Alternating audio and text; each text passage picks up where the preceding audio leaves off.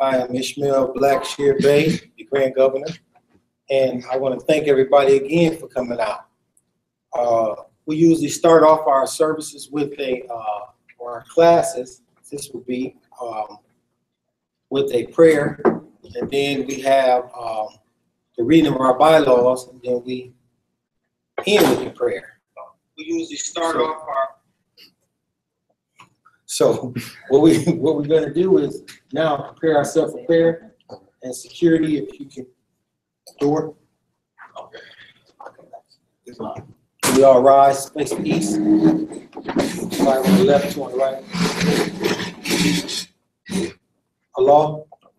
Father of the universe, Father of love, truth, peace, freedom, and justice.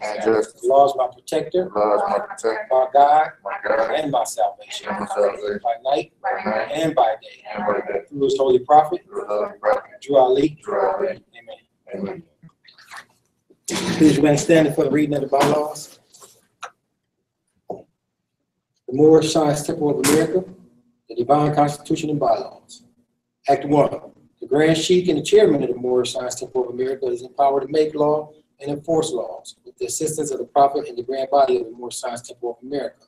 The Assistant Grand Sheik is to assist the Grand Sheik in all affairs if he lives according to love, truth, peace, freedom, and justice, and it is known before the members of the Moorish Science Temple of America. Act 2. All meetings are to be opened and closed promptly according to the Circle 7 in love, truth, peace, freedom, and justice. Friday is our holy day of rest, because on Friday the first man was formed in flesh, and on Friday the first man departed out of flesh, and ascended unto his Father God Allah. For that cause, Friday is the holy day for all Muslims all over the world. Act 3, love, truth, peace, freedom, and justice must be proclaimed and practiced by all members of the Moorish Science Temple of America.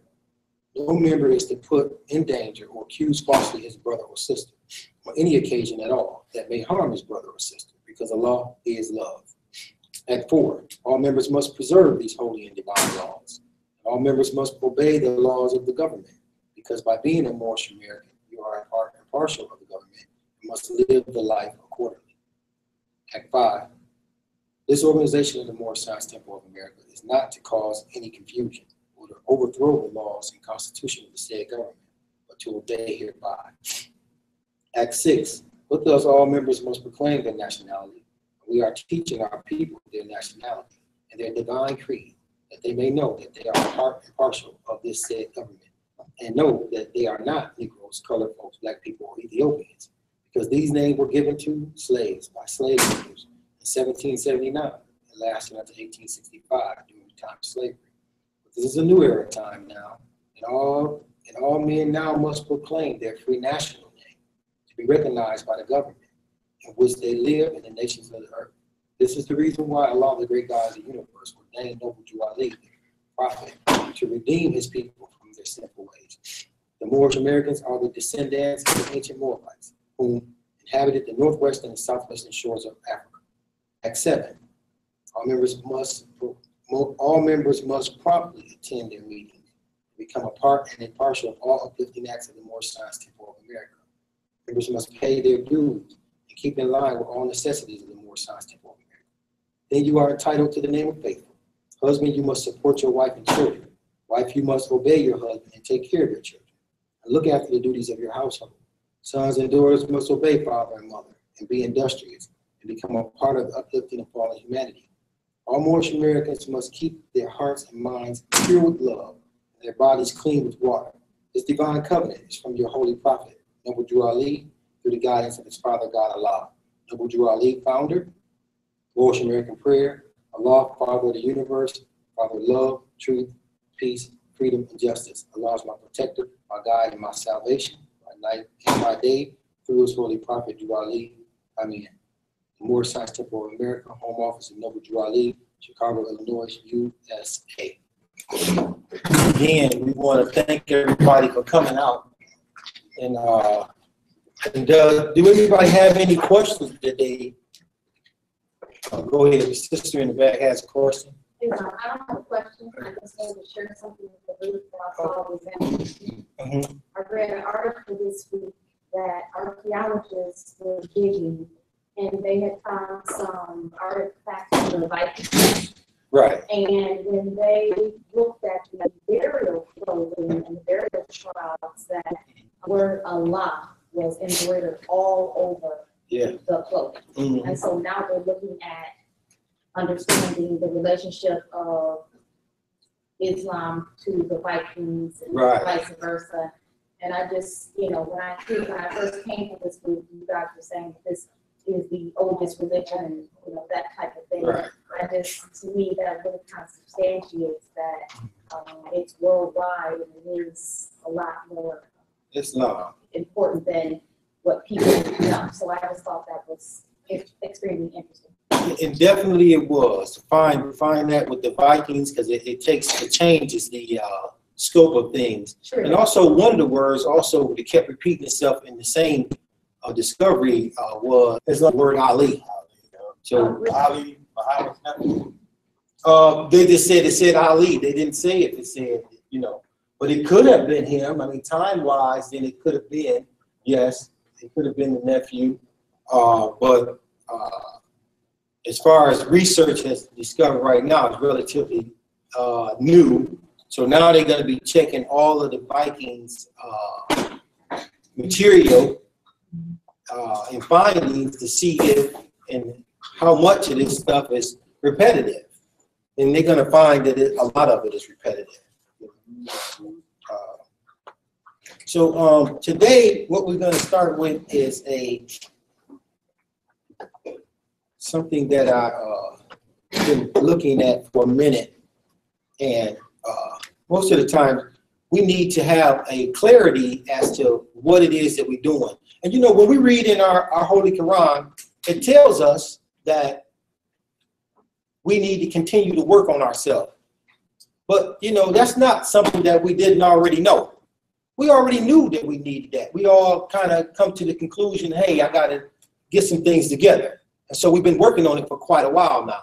So the beauty of it is that it makes it simplistic for us. It tells us the things that others have not exposed. Other things also deal with the lower self and higher self. These things come clear. And that's the whole thing behind this. It's not just to have a person that has information that he want to regurgitate. That's the system that you're presently in. It's called an educational system that gives a person information to regurgitate. You need to just take a test. Can you do that? Yeah, good. You're great. But any kind of critical thinking leaves the person wanting. So that is the opposite of how this Quran teaches. And we're gonna look at that, and we're gonna look at one particular issue, and we're gonna try to solve, put the puzzle together, then solve for the number. It's like algebra. I'm gonna do a reading out of this is the Moorish literature. I don't know if everybody got that book. I know quite a few of us got it, but some don't. But it's the Moorish literature book. If we don't, we should get more in, so the people that don't have it, we'd be able to get you guys one. Also, they seem to sell real fast, or we loan them out, and then people don't turn them back in. So there must be some good reading in this book or something. So I'm going to be reading out of the Moorish literature, and I'm going to be reading from page 29, and this is chapter 19. And it'll be page 29 of the Moorish literature book. And I'm going to start partway through.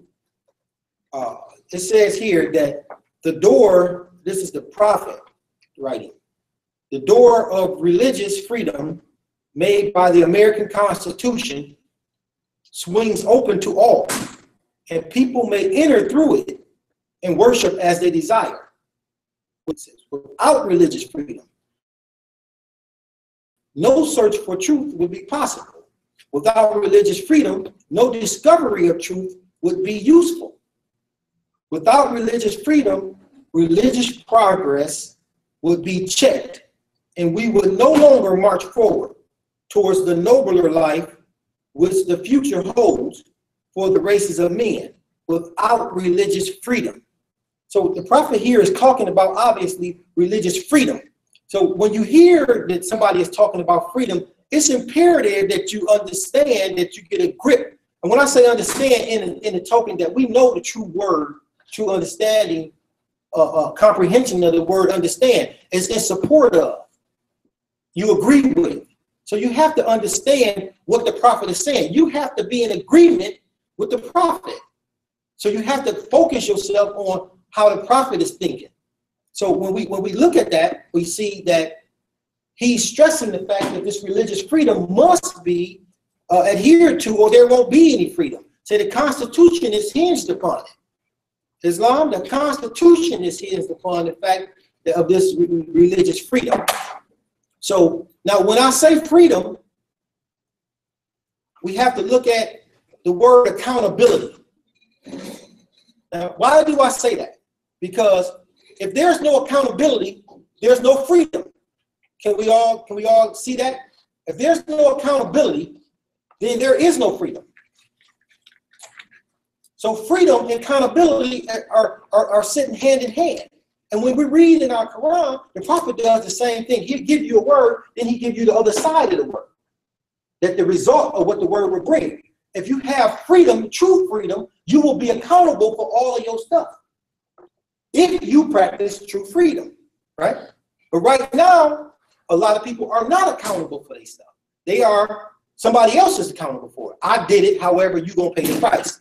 I don't got it, but then I don't feed my kids, but you're going to feed them. I don't do this, but you do that. Now I can see if you have a thing and that's your family and y'all working some things out or y'all got plans. But I mean, overall, as a society of people, that's the philosophy that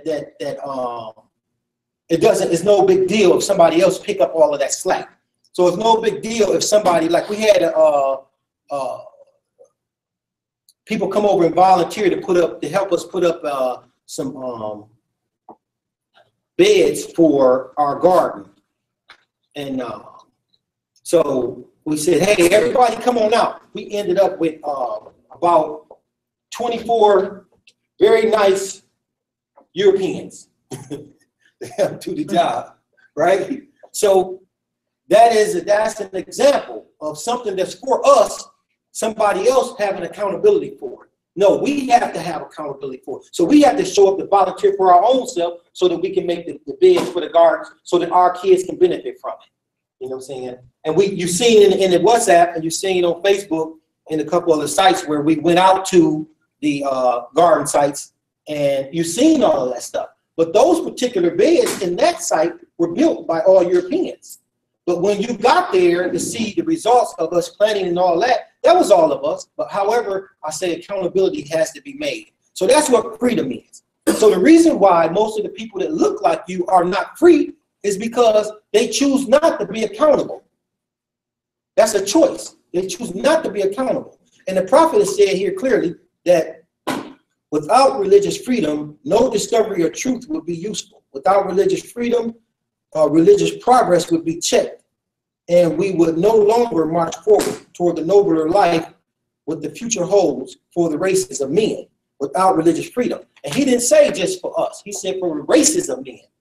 So religious is great, but he's using the word freedom in conjunction with it. So you have to have religious accountability. So you have a prophet. You have to be accountable to what your prophet said and do what your prophet say do. That's your accountability. That's law. Somebody else has a prophet. He has to be accountable to what that prophet said. If they Buddhist, then they have to be accountable to the things that Buddha said. If they Christian, then it had to be the what Christ said, what they put down in Christian doctrine. You have to be accountable for that. You see? So as a Moorish Science Temple of America, and I'm following Noble Drew Ali, then I would have to follow what Noble Drew Ali is saying. That would be my accountability. Are we everybody follow me on that?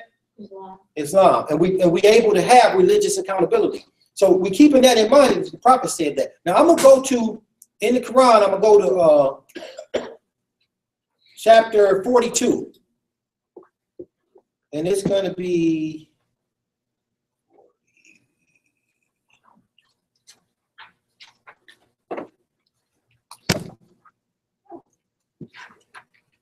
So if you got your Quran, you can go ahead and pull that out.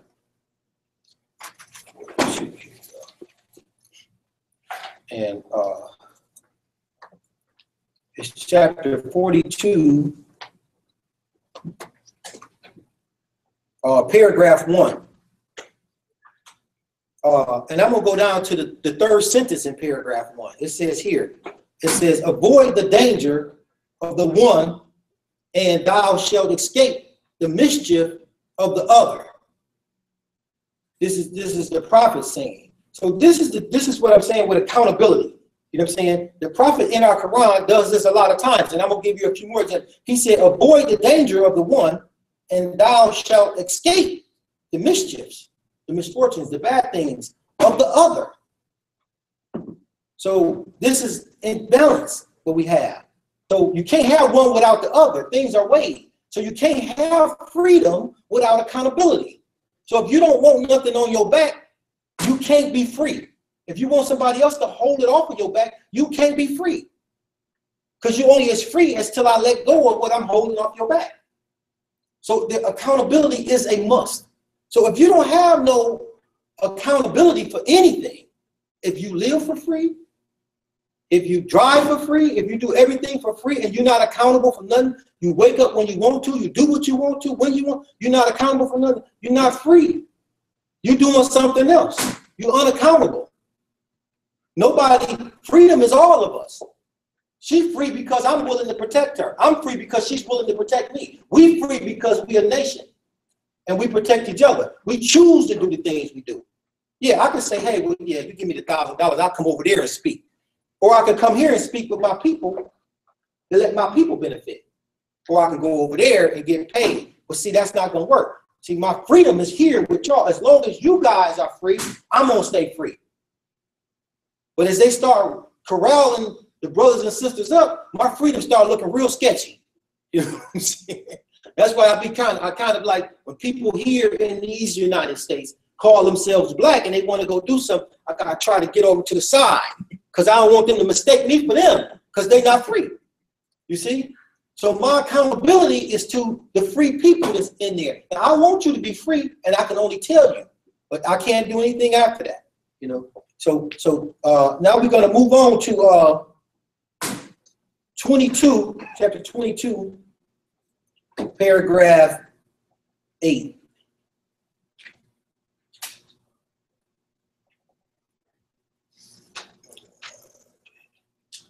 We're going to go down to 8. It says,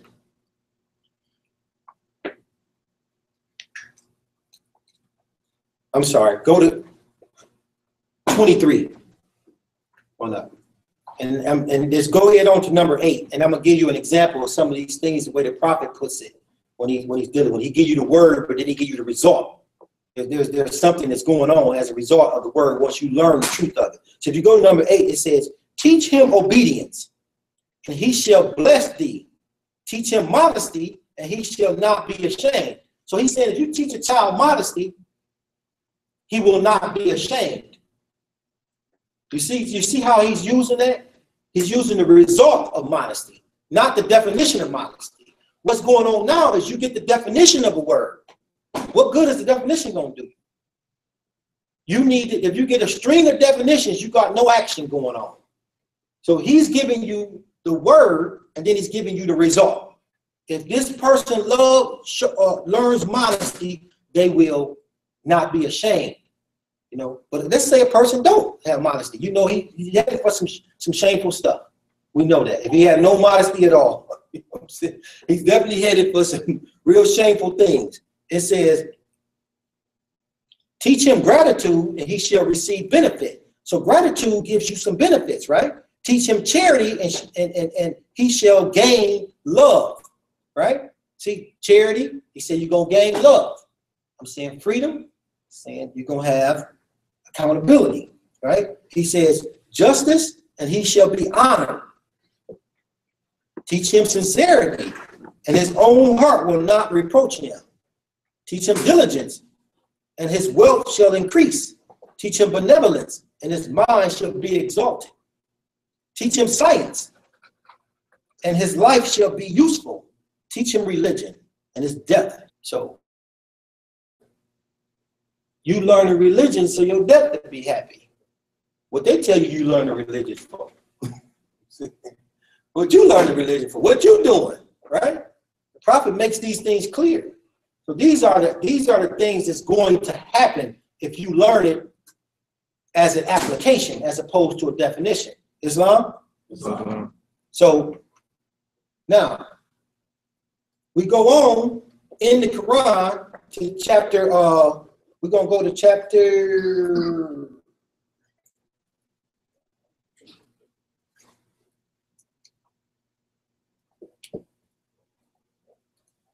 chapter 46.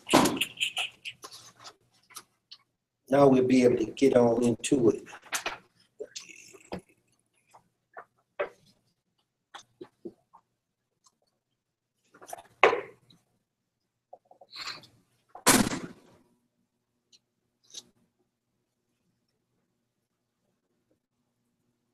Okay, we're going to read verses 1, 2, 3, then I'm going to read verse 9. It said the beginning of Christianity. The foundation of Christianity began in Rome. The Roman nations founded the first church, of whom crucified Jesus of Nazareth, for seeking to redeem his people from under the Roman yoke and law. Jesus himself was of the true blood of the ancient Canaanites and Moabites, and inhabitant of Africa, seeking to redeem his people in those days from the pressure of the pale-skinned nations of Europe. Rome crucified him according to their law. So what was Jesus doing? He was seeking to bring his people out from under the yoke of the pale-skinned tribes of Europe. So this is what he was doing when he was crucified for this act. And now if we go down to paragraph 9, it says, all nations of the earth in these modern days are seeking peace. But there is but one true and divine way that peace may be obtained in these days. And it is through love, truth, peace, freedom, and justice. What about love, truth, peace, freedom? Who on the same page I'm on? Right. Read that last line then. He said, with love, truth, peace, freedom, and justice being what? Taught universally to all nations and all lands. Taught universally to all nations and all lands. So it ain't about you just going and saying, hey, peace, peace and love. I got all 5 of them. You know, that's fine. You got all that. That's fine. You know all that. But it said taught. Now maybe I should just teach my people. Maybe I should just teach my cousin. But the prophet don't say that. Is this the book that y'all follow right here? Everybody with me in this same? I'm in the right one? Islam. It says that all nations. He said taught universally to all nations in all lands. So it don't make a difference if you in your sovereign land or not. You know what I'm saying? He said teach these things in all nations, right? So I'm gonna give you a couple things about that. I'm gonna set up a thing so you can get on the same page, because we have been teaching each other, and that's a wonderful thing.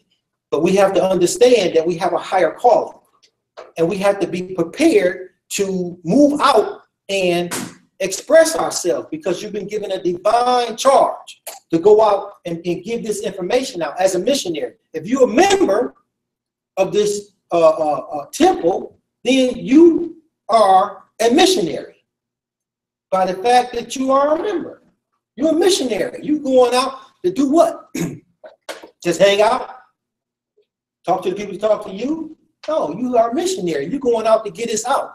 So, so I'm going to give you a little bit just to get us on the right path, to give you an idea of what we got going on, and to make our thoughts clear as to what we're doing and why we're doing what we're doing. And we can't shy away from the duties and the job that comes along with us being missionaries. Not the lowest, not the highest. So I'm going to give us a little bit of information about the Civil War. And I chose to start at the Civil War because I thought it would be a little easier to tackle. And when we deal with slavery and issues of slavery, obviously it's huge. However, to contain it, I'm going to just zone in this area, and then I'm going to move on through to where the point of this whole conversation is this whole class is on.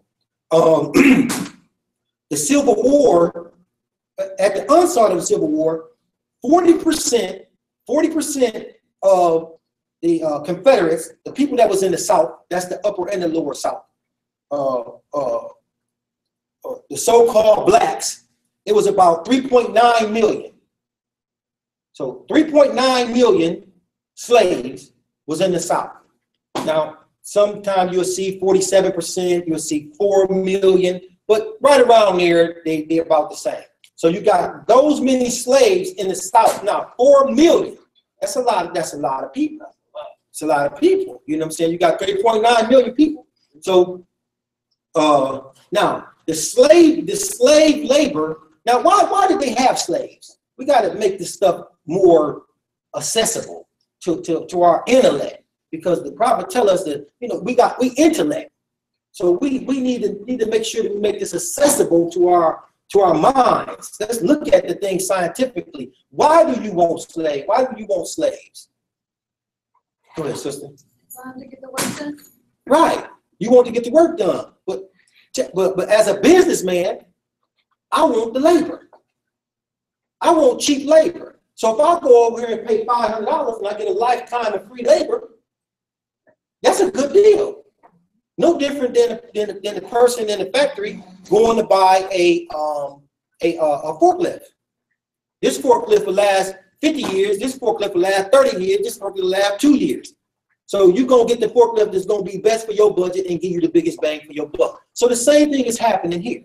You have slave labor, so the labor is the commodity. So the labor is the commodity that we rolling with. So now, at that particular time, at the onset of the Civil War, the slave labor industry was at about 3 billion. 3 billion. Now, I don't know if you know, but this is back there at the Civil War times. 3 billion is a lot. You know, it ain't like today 3 billion by a long shot, right? So this 3 billion, when you take in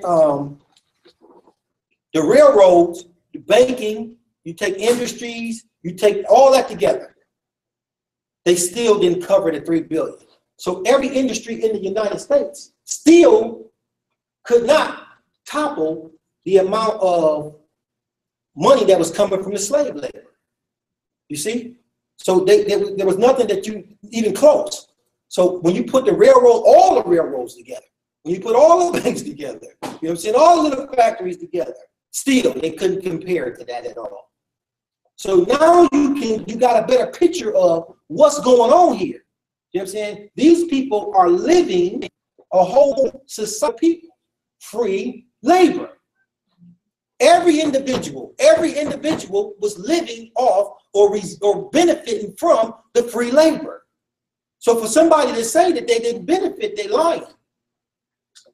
That's not true. That's not true. You know, so now, a little more information. So France and England, the majority of the cotton that was being produced in the South was going to France and England. So they shipping it out. So this is just not domestic, right? This is international business that's taking place. That's why all this money is coming in. So people in England and people in France, they going out, they taking this cotton, whipping it up, selling these garments, they making money.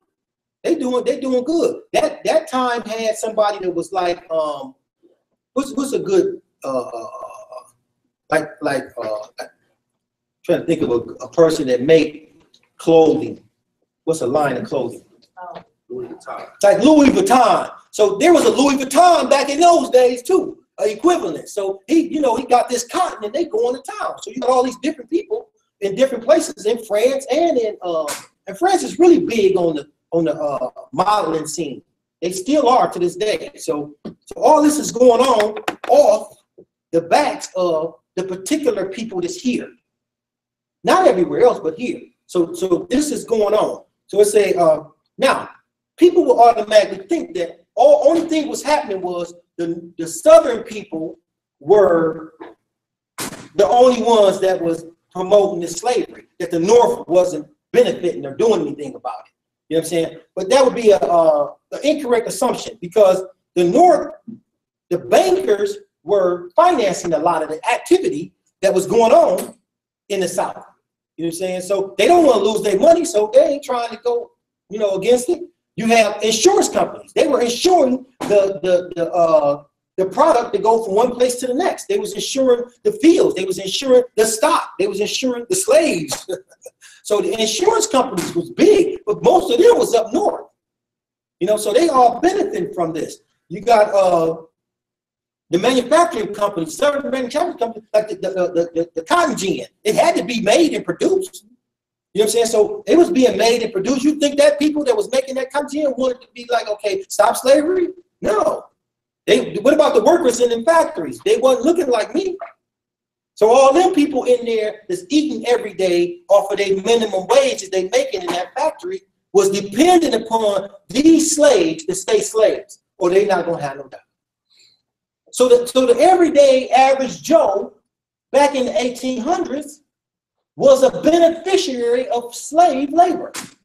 They was living because and doing well because of slave labor. The economy was better, right? So somebody can't tell me, hey man, I didn't benefit from that. You know, no, I don't believe it. You know, we need to break that down a little bit more. So they had tools. They had to make tools. They couldn't just go out there with nothing. They had to have an anvil. They got to plow the ground. They got to do all this. So all these things was booming because that cotton thing was booming. So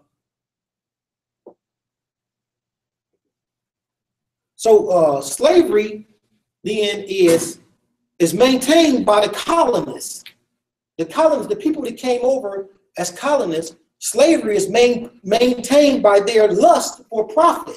They desire to receive profit. That's why they're doing this. So that's why slavery was continuing on, because profit was coming in, you know, and people was still working and doing their jobs and making this big machine work.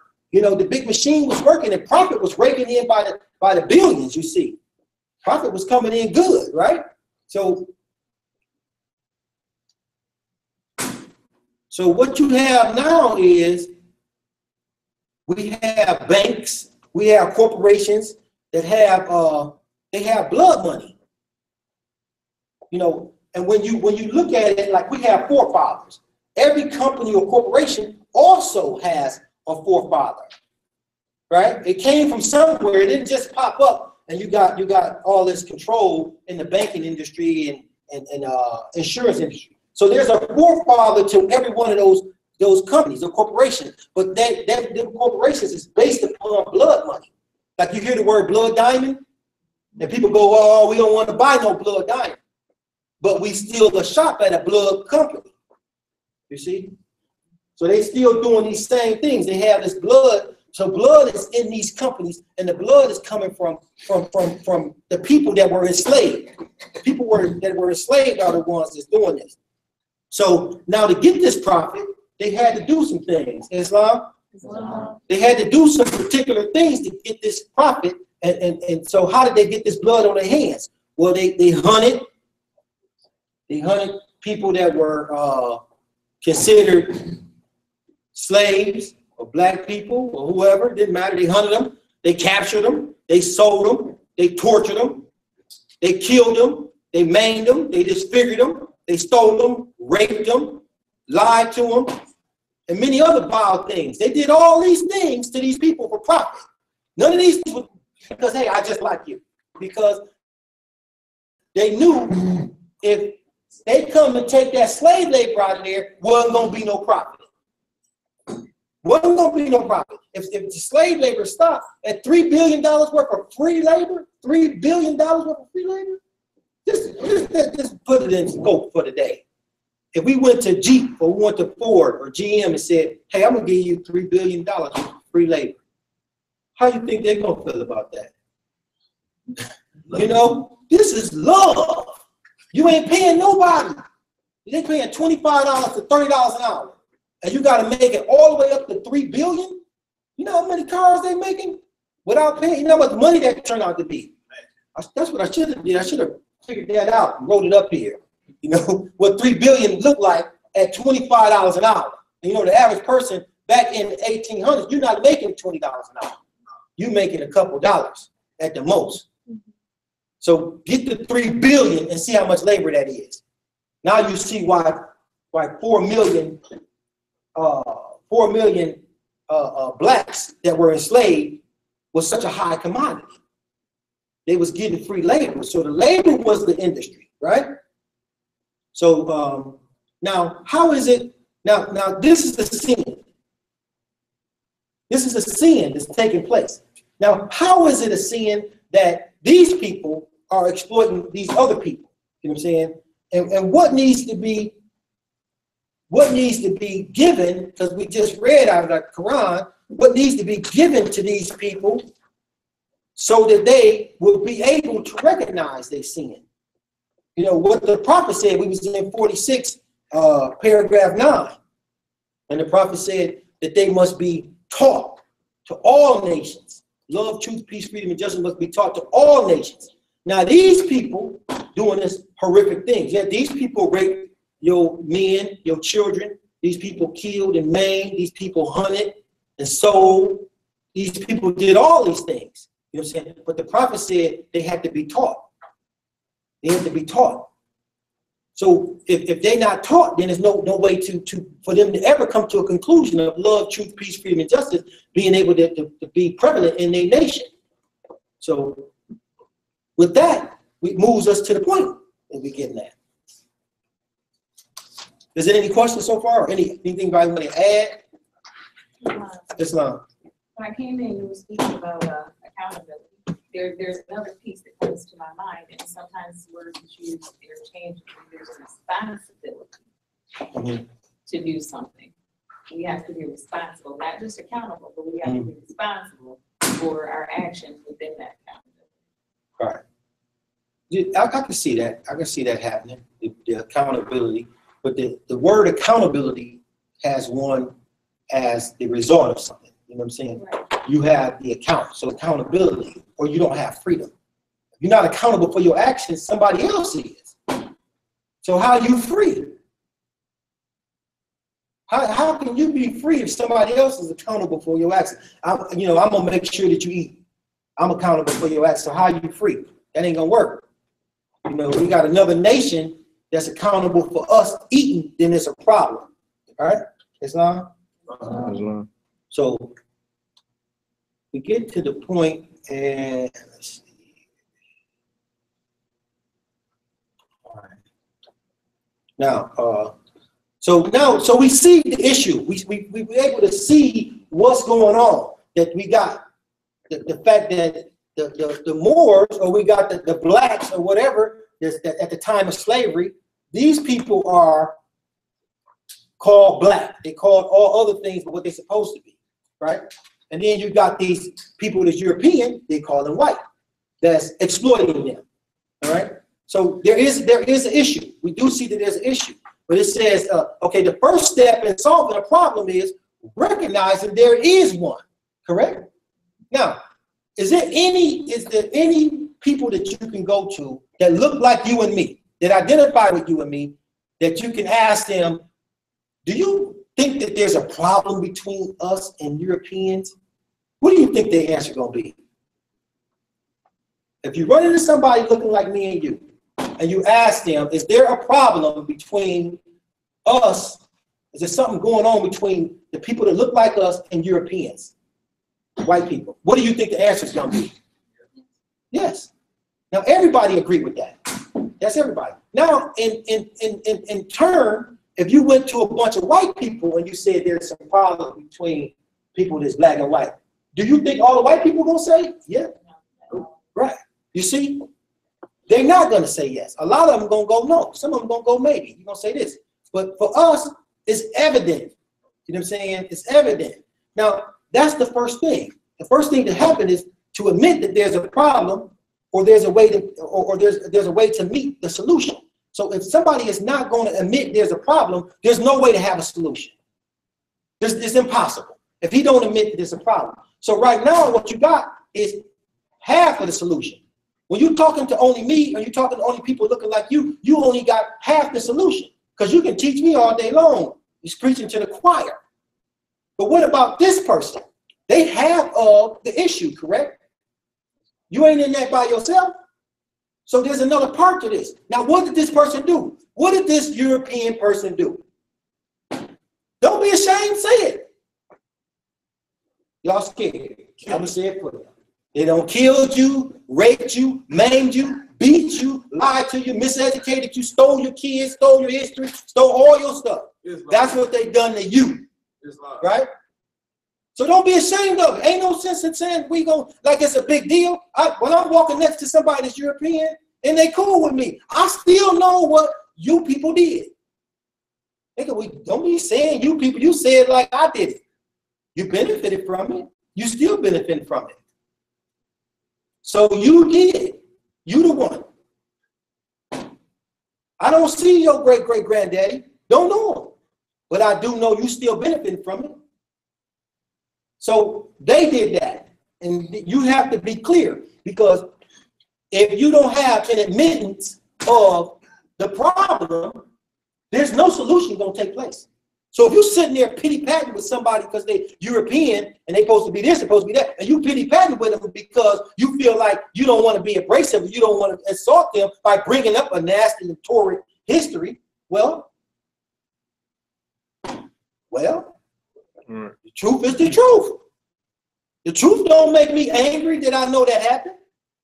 Just like he's saying, he removed from it. I wasn't back there. I'm saying I'm removed from it. I ain't back there, so I ain't about to taunt you about it. But the reality is, you got to accept that your people did what they did. And all these companies that's benefit from that, that's blood money. Your whole history is blood history. Your forefathers are hell-bound, all of them. Why? Because they continue in the same thing. And ain't nobody came clean.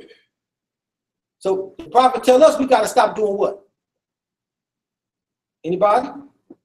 What the prophet tell us we got to stop doing? Calling ourselves by these names that we were given. Black, color. He said you got to stop doing it. That's a sin. Why is it a sin? Because you denounce your forefathers, your foremothers. They weren't called black. They weren't called colored or Negro. None of that. So you sinning. And that's where your problem lie at. That's what the prophet tell us. So as soon as you stop that and grab your nationality, you reattach to your forefathers and all of the rights that's there. Well, in like turn, whatever they don't done, you're going to be the victim of. So with these people that's European, they are victims of their forefathers' actions.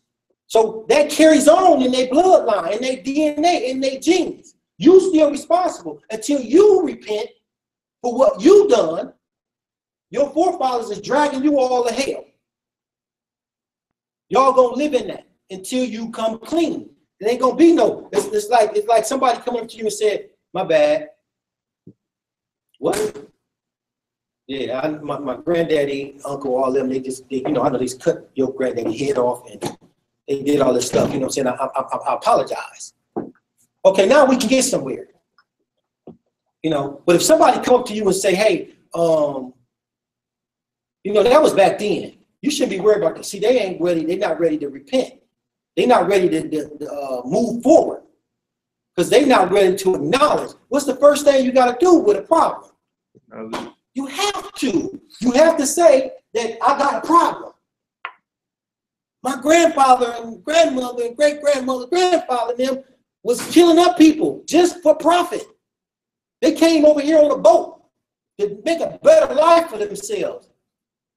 And made my life hell just so they can make a better life for themselves. Come clean with it.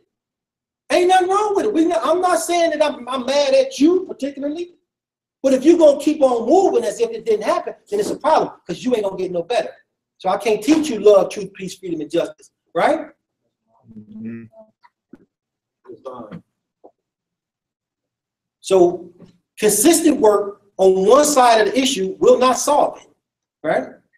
And one-sidedness only brings temporary relief in the form of change. So you work on one side of the problem that you see happening constantly. They come up with a new program. They about to fund it. They about to do this. And next thing you know, it look good for the people for a minute. Hey, then bam, here it goes. Because it's one-sided. It only attached to one side. Hey, we gonna make it better for y'all. I'm gonna teach you Black history every month. That's yours. You're gonna be able to do it one-sided. Not gonna do you no good. It's one-sided. How come he don't know? We're not worried about me. We're worried about you. I already know this problem existing. Who don't know the problem exists is the one need to know. Islam? Change does not necessarily equate to solving the issue. All right? Change does not necessarily equate to solving of the issue. All right?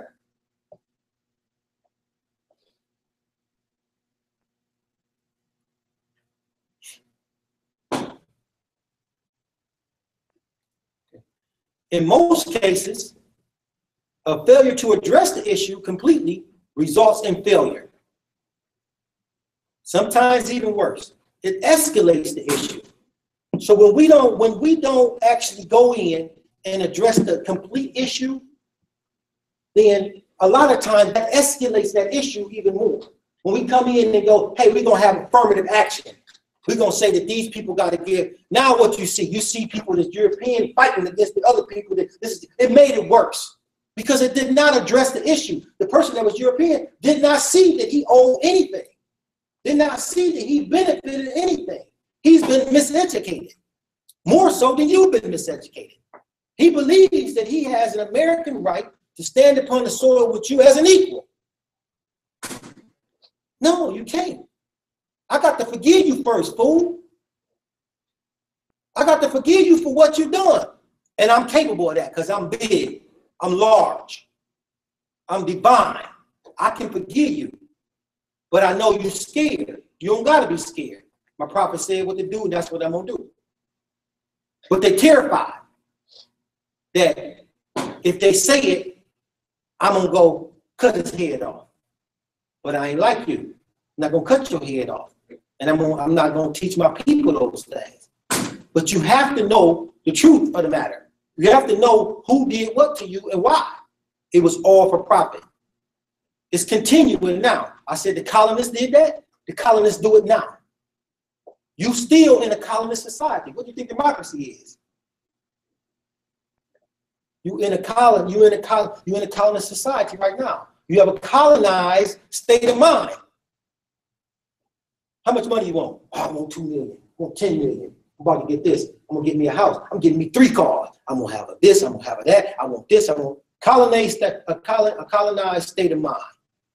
That's what that is. That's where that come from. You go to a lot of other places that ain't jumping off. Right? So actually then what is the problem when we look at this? Because what we're trying to do is, what I'm trying to do is convey to you that there's an issue and how do we attack the issue. We have to provide truth and we have to be willing to see who the participants of the issue is. We're dealing right now with the problem. What is the problem? The problem is racism. The problem is prejudice and the like thereof. All of that. Well, now, what are the issue components to this racism? It's the relationship is that issue. The relationship between the two people, the people that call themselves Black and the people that call themselves white. You know what I'm saying? That is one of the component parts of the issue, which is indigenous. We have to term correctly. Indigenous American tribal people. Okay? So to give you the general ideal, we got indigenous tribal people, which we call them Americans. But those, you can call this whatever you want to call this land we own, but we're the indigenous people to it. Now we call it Americans, so that would make us Americans, indigenous being here, right?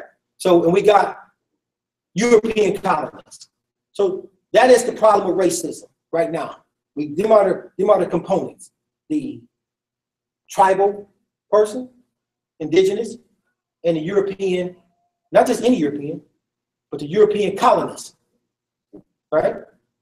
The one that's coming over here to colonize. They came over here to colonize. That's what they was doing. So them are the things. So what?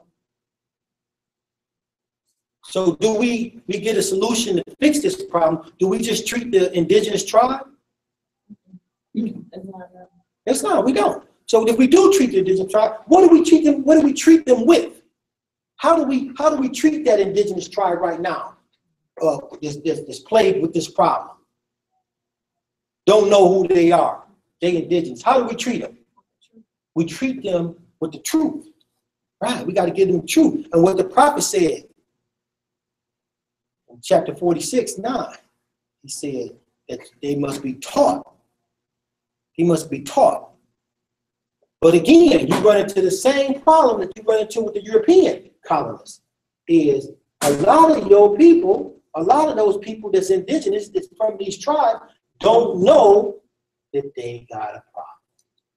They going around saying, hey, I am black. Watch out. You know what I'm saying, man, I don't want to hear that. No, bro. I love white people. I bet you do. Have no idea what's going on. So you should have love before you have the truth. How that's going to work? Two things don't sit together. You can't have love without the truth. So you got a man that will lie to you every night. Where you been? Nowhere. Why you smell like a woman? That ain't nothing. You been drinking? No. Why I smell that on your breath? So how that's going to work? How can you have love without truth?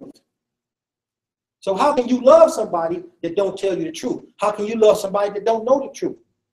When you telling it to them, they telling you no. How that's going to work? How they going to love you back? It's going to be some problems, right? Islam? So the prophet says that the Moorish tribes, which is Americans, sin by being other than their forefathers, being other than their forefathers are.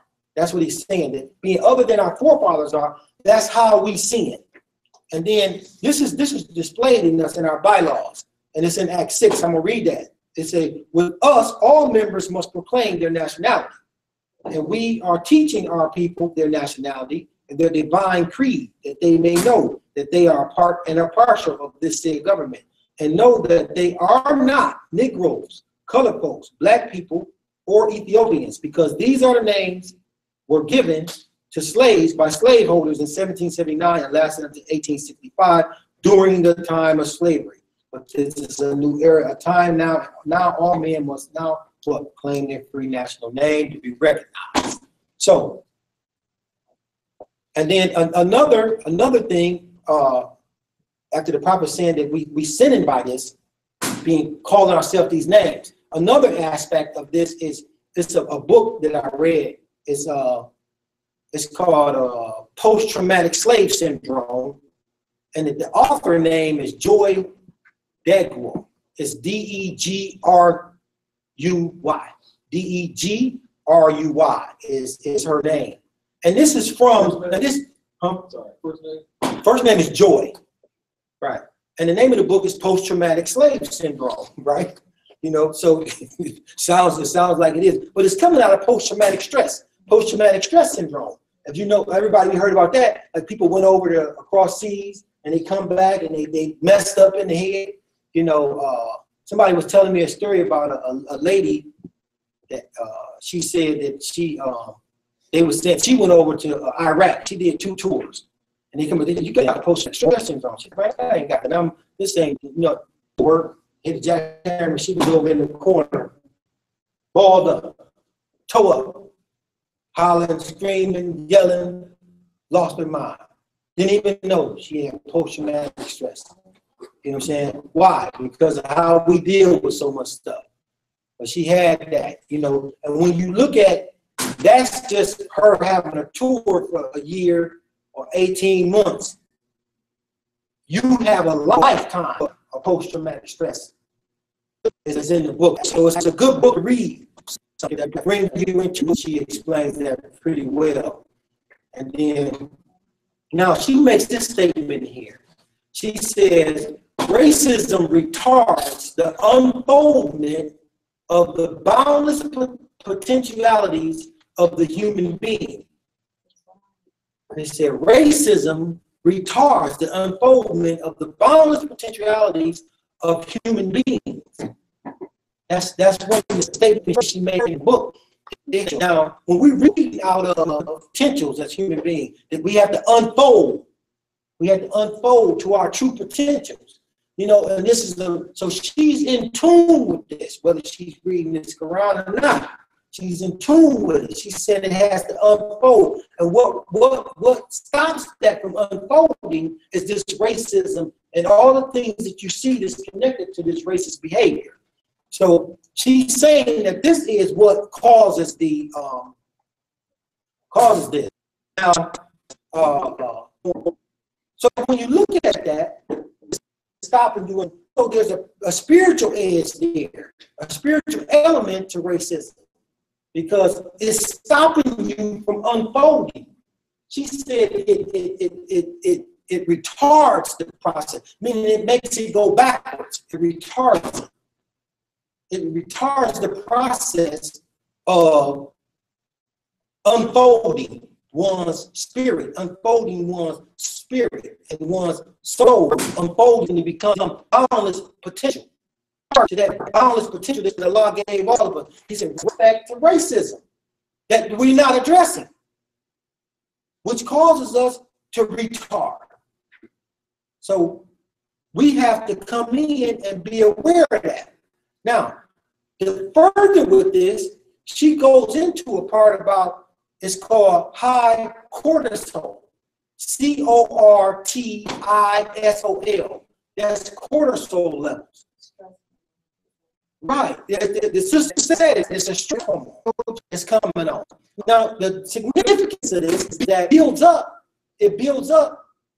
and it builds up, and it causes a person to live in a stressful society, live on it like automatically. Have you ever met people that they like chaos? They seek to create it. You know, why would you do that?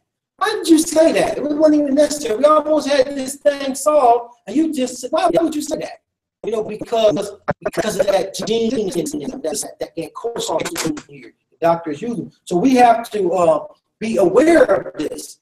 You know what I'm saying? And we got to be aware that when we're dealing with people of European persuasion, that they don't know what you know. So it's imperative that you also teach them the same thing. And if you were ashamed for some reason of saying it in front of them, there's something's wrong with you. You're missing the point. You're missing the point. Why you need nationality?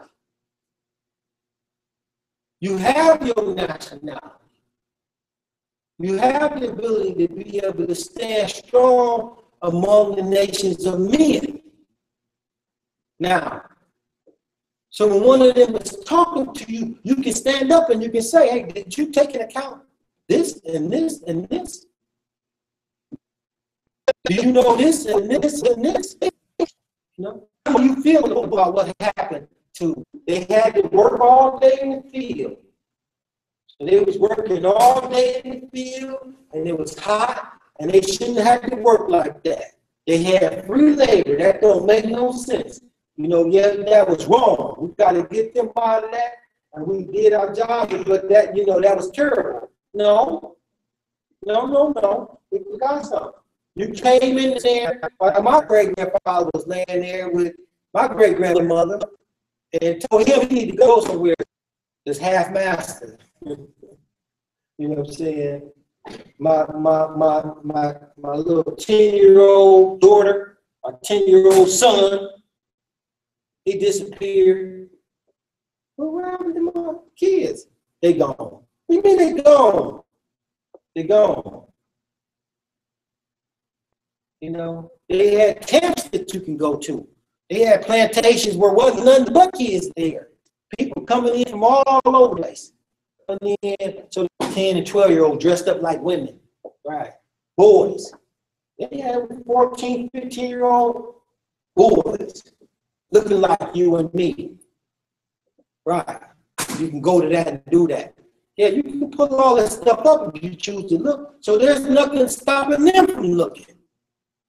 If I can look it up, then you can look it up. So why should I be ashamed to tell you what all y'all did? I shouldn't be ashamed of that. You should be ashamed of that. You should be so ashamed that you should be given by the Pope. which is not going to work. It's not going to work. He can't forgive you for something that you ain't had no business doing. That ain't God. Islam?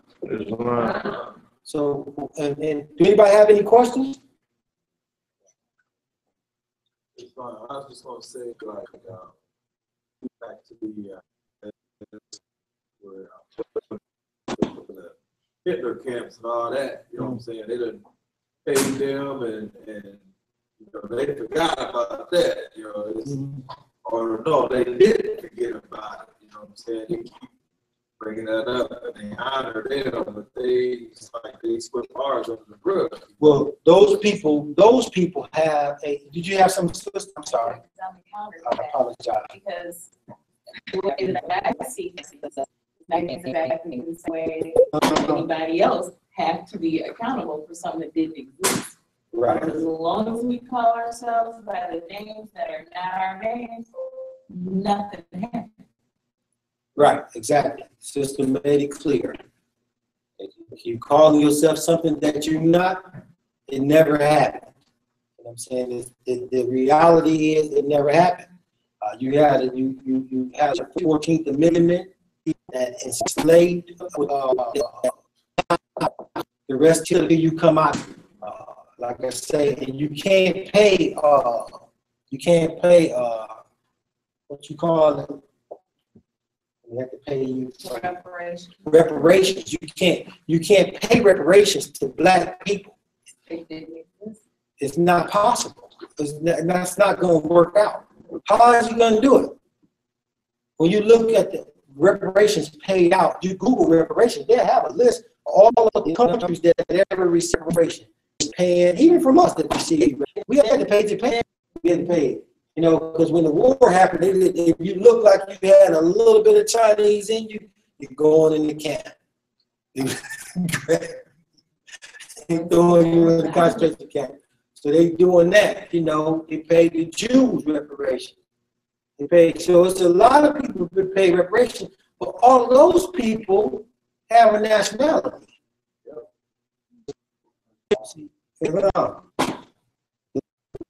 Right? So you can't get reparations. So I don't know if they're gonna come. Black people gonna come from everywhere.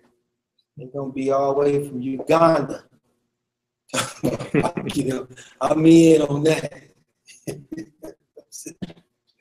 So, but no, we have to be prepared to do what we need to do, and we definitely need to be willing to say what is the truth.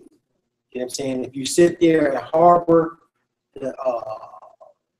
you get no respect. You're gonna be surprised at how much more you think you've done. They think you're uneducated and you don't have no real nothing, you know. Because why would they think that? Look what they show on TV, you know. We over here trying to grow a garden. You think we're gonna be on the news? Nope. You know what I'm saying? We got schools coming in. We're teaching them how to grow food. We're teaching them how to set a garden up. The economics involved with all of that. You think they're gonna show us on the news? No. They show dude he just shot that. And then they show my neighborhood. Wow. That all that go on there is shooting in my neighborhood. I thought I was in another place because we was doing the garden. We come into class. We trying to set up this thing for our voter registration. You know, I didn't know all we did was shoot. Dang, I missed it. I supposed to have been shooting somebody. I'm in here trying to talk about something. But yeah, when you make yourself accountable for who you are, nobody else is accountable. Once you speak the truth, a lot of people, why do you think people don't say nothing? Because they know if I say it, I gotta be accountable for it. If I don't say nothing, I ain't gotta say it. Like some people be like, you asking them questions, you asking them.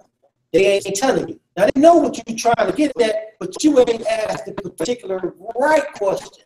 Women are better at that. It's long. So So, but when people say it, they gotta be accountable now. So they don't want to say it. I didn't say it. You know what I mean? I know you expected it, but I never did say it. You know what I'm saying? And that's an educational thing that's been happening with us, but we have to get out of that. We accountable because we love each other. And it's necessary for the truth to be exposed. You know what I'm saying? So that we can all grow. We can all back. Why? Because you based it on everything but the truth. Because you was afraid to tell it. You know, when somebody called you black, you said, look, don't call me black like that. You know what I'm saying? I know you keep making a mistake, but that's cool. But just try to work with it a little bit. Work with me. Don't do that. You know what I mean? Because we can do better than that. When you're talking to somebody that's white, well, what you want to be called? You know what I'm saying? I want to be called what my forefathers was called. What was your forefathers called? I don't know. What was yours called? Oh, so you German. Okay, I'm an American. My forefathers was here. They ain't never been nowhere else. So you just got over here, so you would be kind of like visiting. But you hear anything wrong with you? You know, you're visiting, but all of a sudden you're telling the indigenous people what to do. Does that sound right? No, it don't sound right. So do you think it's right? No, I don't think it's right. What you gonna do about it? But you have to be willing to engage. You have to be willing to talk about what happened and not that rose-colored garbage. You know what I'm saying? When they start talking, I mean, you ain't got to be mad and angry. That's just somebody taught you. It's not necessary to be mad. Didn't nobody do that to you. Ain't nobody beat you or none of that. You don't got to be all upset like that. But the truth is still the truth. You know what I'm saying? You got to tell them, you know, you're just talking about. But that's the part we need to talk about. How do you feel about that happening? How do you feel about your people doing that kind of stuff? Took the guy, he wouldn't eat. You know, on the hunger fast. Oh yeah, broke all his teeth out and forced food down his throat. It took a chisel, broke his teeth out. And you gonna hear it. Now that'll go in now, you're gonna force feed you to eat. You ain't dying in here, you're gonna do some more work. Yeah, them boys up there in Texas, they wasn't no joke. You know, but we have to stay focused, and we have to be prepared to provide the information that's going to make our society a better society, not a society that's going to move up and fall back down by giving half truths and being afraid of the truth. It's just the truth, really. You know what I'm saying? But we don't have to be angry about it. Now, there's nobody because as I said, tell the truth. No, be tactful. You know what I'm saying? You know, if somebody talking to you and you discussing it, bring the issues to the table. It is what it is. Islam? Anybody got anything else? With that, it's time for us to close. Stand and prayer. Prophet's prayer is focus upon the mind to remain love, truth, peace, freedom, and justice.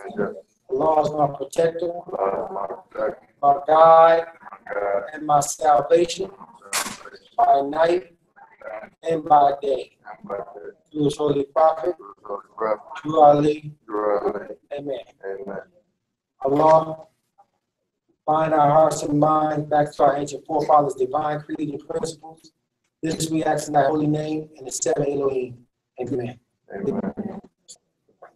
Does anybody have any? I heard that too. Somebody sounded yelling out there. Oh.